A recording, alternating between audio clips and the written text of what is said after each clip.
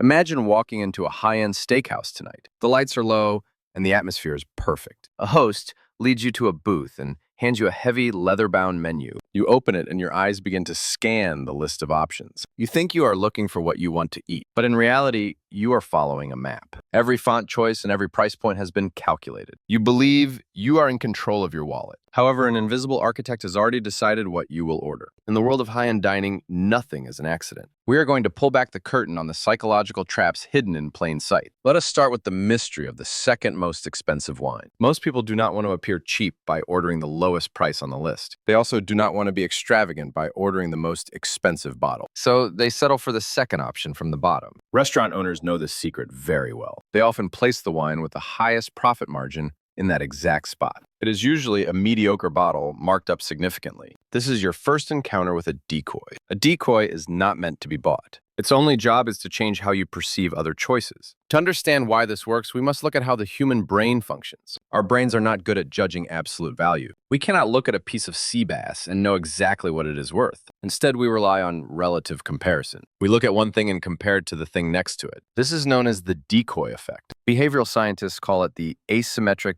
dominance effect. Think back to a famous study by a professor named Dan Ariely. He noticed a strange subscription offer for a prominent magazine. There were three options. Option 1 was a digital subscription for $59.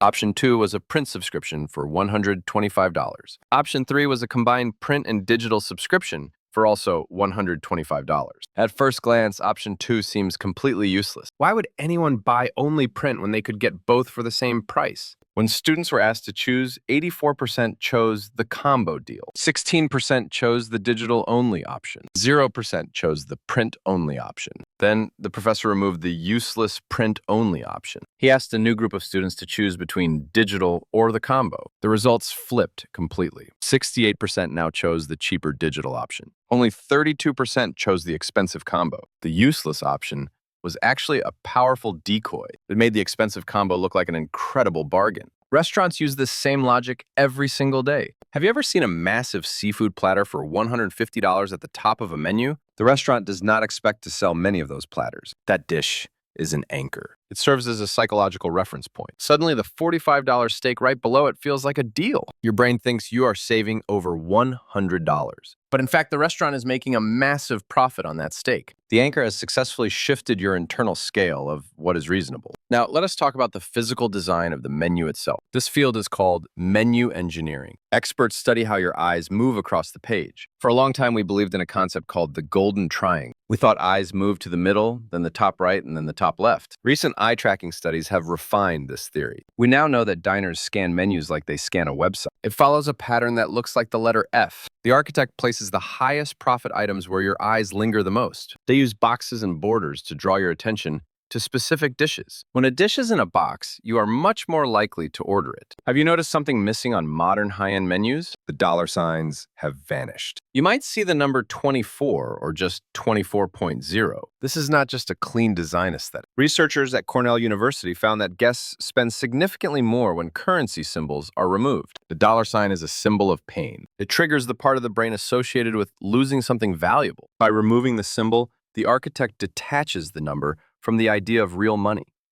It becomes just a point system. The numbers feel lighter and less threatening to your bank account. The language used to describe the food is another layer of the trap. A simple dish of fish can be described in many ways. A basic menu might say pan-seared salmon. An engineered menu will say wild-caught Atlantic salmon with a honey glaze. They might add that it was sourced from a specific small family farm. This is known as vivid adjective loading. Studies show that descriptive labels can increase sales by 27%. They also make the food taste better in your mind before it even arrives. When you see words like home style or traditional or grandma's recipe, you feel a sense of comfort.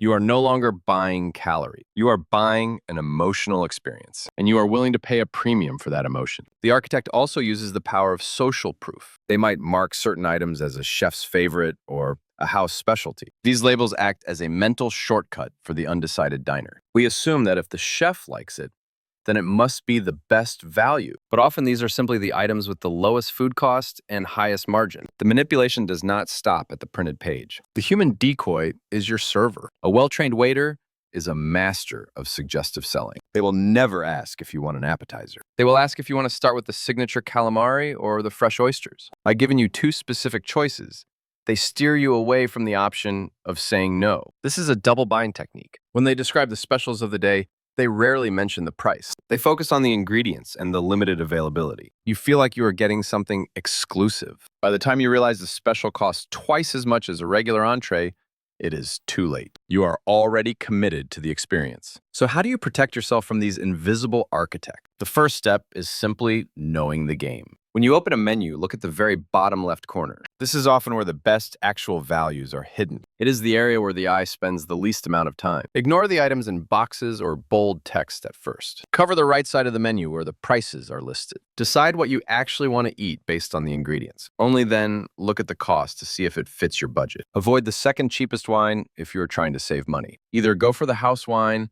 or move up to something you truly enjoy. Remember that the most expensive item is usually there to make the rest look cheap. Do not let the anchor dictate your sense of value. If a server describes a special, always ask for the price immediately. It is not rude to be informed about how you spend your hard-earned money. The goal of a great restaurant is to provide a wonderful evening, but their business goal is to maximize the check size. By understanding these psychological triggers, you regain your autonomy. You can enjoy the luxury without falling for the engineered traps. The next time you sit down at a beautiful table, remember the architect. Observe the layout and the missing dollar signs. Listen to the adjectives and spot the decoys. You are no longer a passive participant in their design. You are a conscious consumer who knows exactly why you chose the steak. The power is back in your hands and in your wallet. This information is for educational purposes and is intended to help you make better consumer choices. Always consider your own financial situation and personal preferences when dining out. Consult with a financial advisor for professional money management advice.